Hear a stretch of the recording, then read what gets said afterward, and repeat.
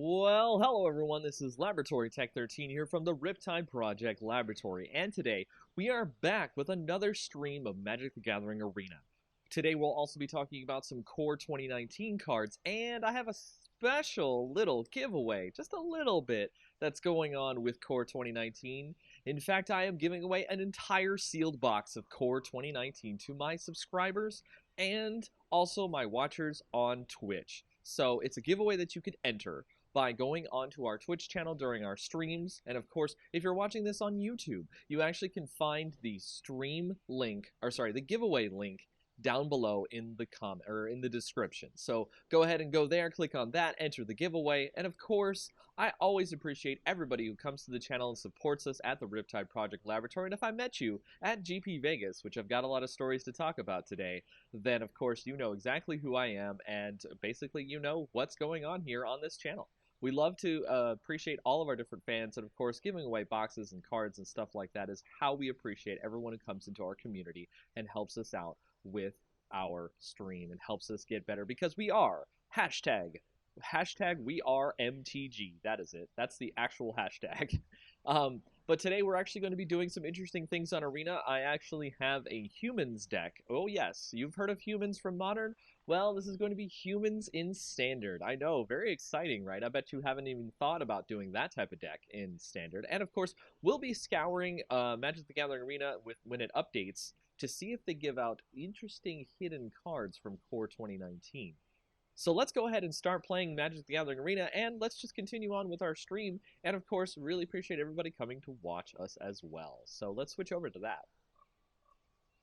All right, so we got our Arena client set up here. We're going to go ahead and get started by building, or let's go ahead and actually start off by talking about the Core 2019 cards. So that way we can get that out of the way. We can talk about that. We can show you all the cool things that are going on with the Core 2019 right now. I actually have everything set up from Scryfall. So if you don't know, Scryfall.com is actually my favorite and a lot of other people's favorite website to view spoilers as they are revealed. And they usually try to get the highest quality scans of the cards after they've been released. That the other cards from other websites that you may go to just pale in comparison, in my personal opinion. And of course, it has a very robust search engine, so you're able to go through and get the cards that you need and search for the cards for your favorite Brawl deck, Commander deck, Standard deck, and what have you. So, of course, that is Scryfall.com. Not sponsored by them, but I really love their site. So, of course, I feel like it's great to plug that in. So let's go ahead and talk about some cards here before we actually get started. You can see that I have a competitive constructive game still going on, a league. So we'll probably play some of that before we... or as we are also making our other deck, okay? So let me get this set up here. Gotta get this turned on for the window capture of it. I know it's gonna take just a moment here. Don't want to do the tracker. We want to do Vivaldi. Indeed. And we're going to show it.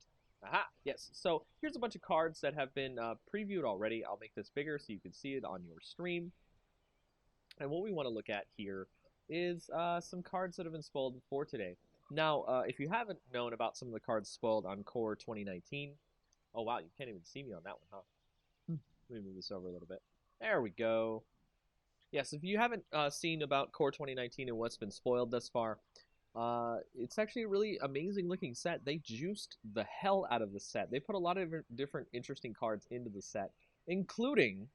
You can see the two cards right here. Scape Shift and Crucible of Worlds. Two cards that are quite expensive, heavily used in Commander and various other formats, including Modern with Scape Shift. So this is going to be a fantastic estimated value set if you're into the finance of the things. And if you just need these cards for your different decks, it's going to be one of the best ways to get these cards without having to pay the premium for these cards as a single. So right there with Scape Shift and Crucible, that's actually almost the entire value of the box, which means that these cards are going to go down in value quite quickly before the set even releases, perhaps. And you might also see peeking out here next here, you see Palladium Moors, the Ruiner. So they're adding new versions of the Elder Dragons from Legends into Core 2019, which is going to be fantastic for a Brawl, fantastic for Commanders, other things like that that you might want to use these for, including like an Dragon deck and stuff like that.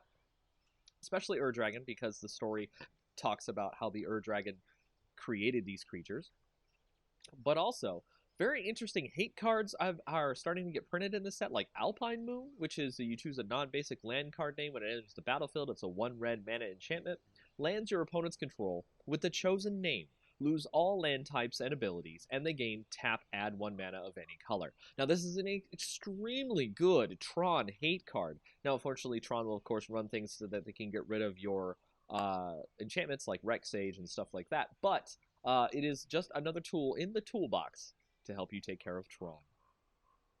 We've also got some other cards that have been spoiled in other languages. Really appreciate Wizards of the Coast setting stuff to other languages. We've got Bone Dragon. We've got another legend in Isareth, the Awakener, which is a very interesting necromancer card that I really enjoy looking at, especially because they are pioneering different body types in Magic. So not everybody is, of course, extremely skinny or extremely large or what have you. So in between, there are different types of bodies for people that are living today, and they want to feel like they have representation.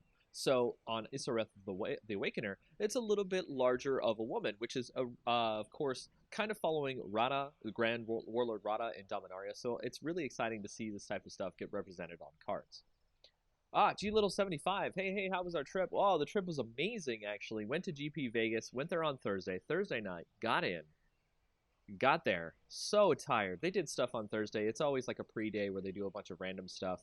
Got in there, super tired, went to sleep. Knew that the next day I would be doing the beta draft qualifier in the morning.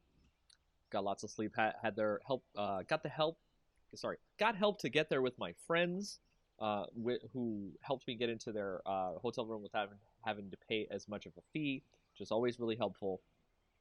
And went to the beta draft qualifier.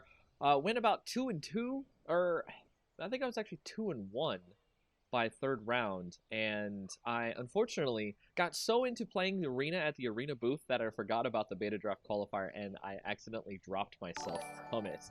So unfortunately, that just happened, and it was really crazy. Oh, G Little 75 has of course joined with Twitch Prime into the Lab Team Pro, and of course I know this is Greg. Correct? Yes, right. I'm sure that is you. So thanks, of course, Greg, for helping me with Twitch Prime. I really appreciate it. Helps out the lab, helps us get a lot of cool giveaways and stuff for like that. And, of course, if you want to stick around and watch me, I'm going to play all the way until 10 o'clock tonight. But my new schedule for the rest of the week and the rest of the probably foreseeable future is going to be every Tuesday, Wednesday, Thursday, and Saturday, 6 to 10. I'm actually shaving off an hour so I can give myself an extra lead-up time to do YouTube videos and other various things that I'm working on currently.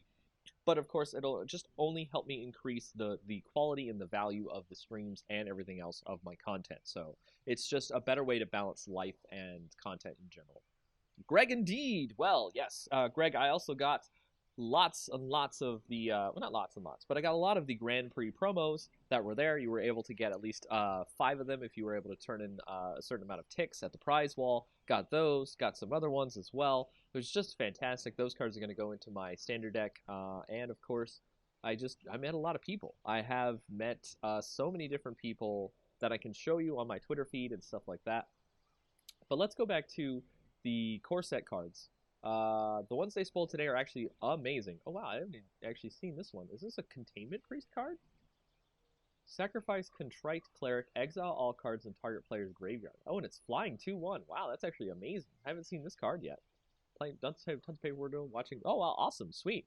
Well, that is great because the more viewers that actually idle in my chat or idle on the channel, it actually keeps it closer to the top of the Twitch channel post, so that way people can see that I am active, that I have people watching me. So that helps me out a lot, Greg. Thank you very much. 2/1 fly. That's actually not bad. I mean, it really just, like, you can drop it out there and throw off Scarab God's Graveyard or any other graveyard hate. There seems to be some graveyard hate coming here, so something's going to be doing with the graveyard soon. Possibly the Orzhov mechanics in Ravnica, not entirely sure. Let's go back to the list. Open the Graves is there, which is whenever a non-token creature you control dies, get a 2/2 black zombie creature token.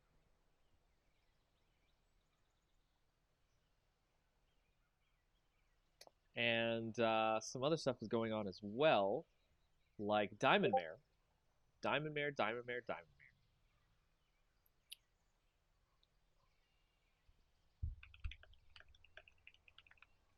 This card I really like a lot because I'm actually trying to do a white-black life gain deck in Standard. I've done a little bit of a white-black life gain deck, but there's needed to be more cards that give payoffs and things like that. And this deck seems, or this set seems to have a lot of life gain centric things in it.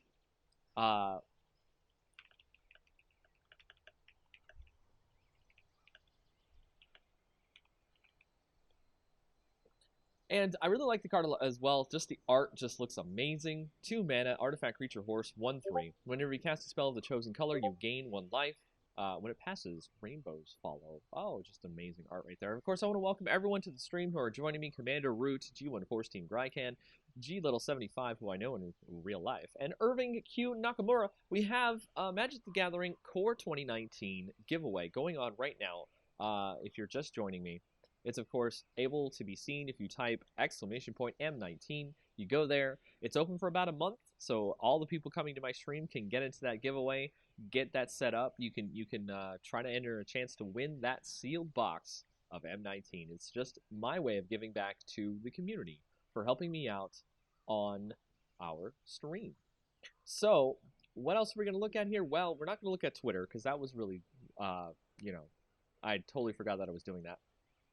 We're going to go back and we're going to go look at some of the cards that got spoiled. Nightmare's Thirst. You gain 1 life. This is another life gain payoff card. Target creature gets -X until end of turn, where X is the amount of life you gained this turn. This card, plus the artifact that allows you to gain a life, this one also lets you gain a life as well. So the cool thing with Diamond Mare is that it actually works with this card up at the top. That you pay one black, you gain a life. Then with the Nightmare, you gain one extra life when you cast it. So it's actually a 1 black -2/2, which is really good. There's also a artifact that it's a fountain that gains you a life every turn. So with this and the Nightmare, sorry, it's really hard to remember the name. Diamond Mare. You're able to use Nightmare's Thirst as a 1 mana -3/3, also gain life. That seems really strong. I think a life gain deck is actually going to be a thing, and possibly going to be Orzhov's thing in Guilds of Ravnica when that comes out. I don't think Orzhov's actually in Guilds of Ravnica. No, it's in Ravnica Allegiance, but I think it's going to be a thing for sure. Of course, we've got some more cards that are up here. We've got another Storm Hoser with Amulet of Safekeeping, 2 mana artifact. Whenever you become the target of a spell or ability an opponent controls, counter that spell or ability unless its controller pays 1. Creature tokens get -1/-0. So this also hits Celestia tokens in the future with squirrels and stuff like that. This also hits Goblin tokens. This also does just so much more with it. And I think it's going to be a great card for certain decks to hose other decks in various other formats. So right here we've got Goreclaw, Terror of Calcisma. It's a legendary creature bear. A lot of people have been asking for a legendary creature bear. It's 3 and a green for a 4/3. Creature spells you cast with power 4 or greater cost 2 less to cast.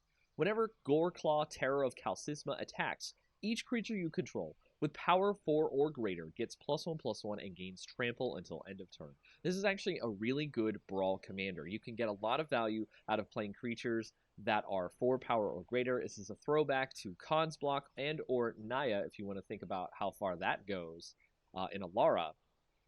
And it's just a really great card. I think it's going to be a very fantastic brawl character. Not entirely sure it's going to be for Commander as well, but I mean, it just seems like it's going to be really good. And the funny part is that actually links to this card to the next, to the right here, which is called Sarkhan's Broken Seal. 3 and a red for an enchantment. And the enchantment reads, let me click on it. Whenever you cast a creature spell with power 4, 5, or 6, you may have Sarkhan's Broken Seal deal 4 damage to any target. So any creature 4, 5, or 6 becomes a Flame Tongue Kavu, except it hits players as well, and planeswalkers. Whenever you cast a creature spell with power 7 or greater, Yargle, Sarkhan's Broken Seal deals 4 damage to each opponent and each creature and planeswalker they control. So you get your own Goblin Chain Whirler effect for 4 damage if you can play a creature that is 7 power or greater. And it just seems like it's going to be very powerful if you can get this set up, and I'm not entirely sure what's going to happen out of that. But it's amazing, and I love it. And I think that's going to be it for the cards that have been revealed today. There's, of course, some of the cards for Limited. You can see Epicure of Blood, Child of Night, things like that. All the different mares are going to be very interesting in Limited as well. I'm actually really excited to play this in Arena. I talked with the director, Chris Clay, at GP Vegas. And one of the things we talked about was uh, they had just revealed Nicol Bolas. So if you haven't seen the card for Nicol Bolas, I'll show it to you in just a moment here. It is a flip card, which was very exciting. Nicol Bolas, the Ravager. 1, a blue, a black, and a red. Legendary creature, Elder Dragon, flying 4/4. So it's a 4/4 for 4. When Nicol Bolas, the Ravager, enters the battlefield, each opponent discards a card. 4, a blue, a black, and a red. Exile it, then return it to the battlefield transformed. So this is how he gets to flip into his Planeswalker side. However, you can only activate this ability if you can cast a sorcery. When you flip it over to Nicol Bolas the Arisen, you have a 7 loyalty Planeswalker with +2, draw 2 cards, -3, Nicol Bolas the Arisen deals 10 damage to target creature or Planeswalker, -4, put target creature or Planeswalker card from her graveyard onto the battlefield under your control, and then -12, exile all but the bottom card of target player's library. Extremely powerful card that if you get to flip it, the opponent is probably going to have a very bad time. Now, what I was talking about before is that when Nicol Bolas was spoiled, I was talking to the director, Chris Clay, and I was basically telling him that putting this card into Arena, or putting the other Elder Dragons into Arena, I really recommended for him to have them all have their own voiceover, because these dragons are explicitly intelligent creatures. They're not just a bunch of roaring dragons and things like that. They're smart. They're a little bit more evolved, as we could say, because they have their own names and they have their own intelligence. So I really hope that is the case when we get into Arena, that they have actual voiceovers and things like that. So what are we doing now? Well, we are moving closer, apparently, to the camera. We are getting ready to play some Arena. Well, let's see. Turns out Bolas is the only flip card in M19. That is strange, by the way, Greg, because the math on that suggested that there were more dual-faced cards in M19, which means that there might be a potential new card type or some other strangeness going on with M19 that we have not seen yet. Something very exciting that I'm hoping will be revealed quite soon, in a couple days, I'm sure. I play Paper as well, use MTG for practice for Paper. Yes, if you have the ability to play online on Moto or what have you, definitely play whatever you feel the most comfortable or familiar with. Arena is definitely there for more flashy, interesting things, and I particularly enjoy it myself because of the cool interface and the cool sounds and things like that, that I want to use it as my main way to test out my decks for FNM and things like that. So I refuse to play Arena until full release. That is entirely fine. You are welcome to that opinion, and I will not have any issues with that whatsoever. So